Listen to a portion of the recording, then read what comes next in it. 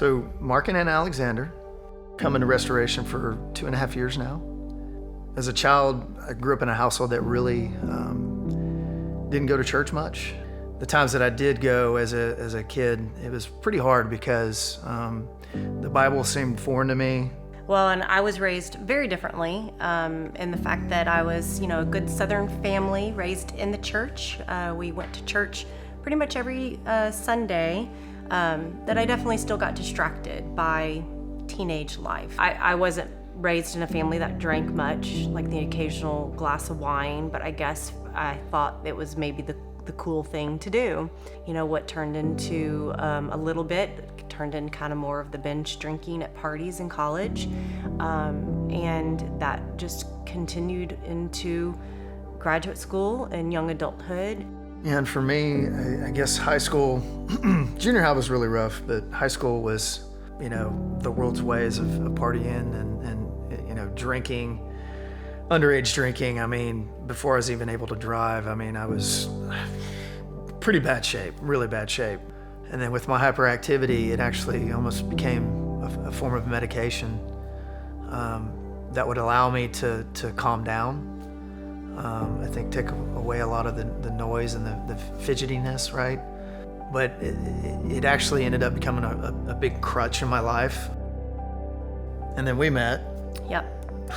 Then our two lifestyles come together and merge when we met, and then just continued to have the fun together in the beginning of our relationship. And as I tell people, it was just one big party from there. I don't think I even remember the first 6 months. I laugh about it, but looking back, it's pretty sad. It was just one party after another. Just a big blur. It wasn't uncommon for me to be hungover from the night before, just being in church and sitting in the pews and just trying to just get through the service. I would argue it was parenthood that made us start growing up and wanting to pursue God even more at that point. Yes, we were in the church, but I think parenthood very much changed our heart. And so we started attending Bible study, a consistent Bible study that we started attending, and really helped us get into the Word. But we still fought it. I'll be honest. Yeah. We did. We just kept holding on to that old life, and sometimes it would just come roaring back at us, right? And we've definitely, as a couple, put ourselves in situations, have put ourselves and our relationship at risk.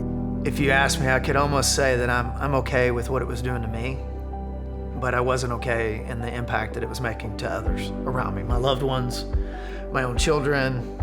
That's the hardest part, is the day after realizing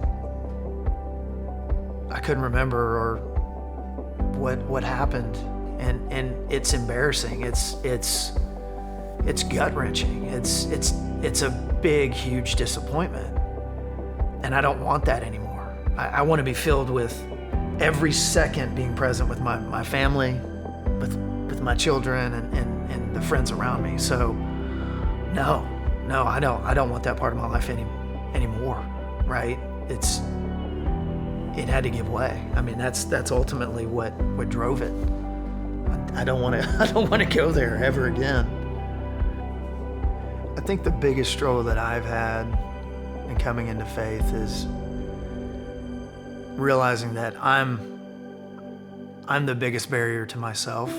It really didn't start happening until I opened up Scripture.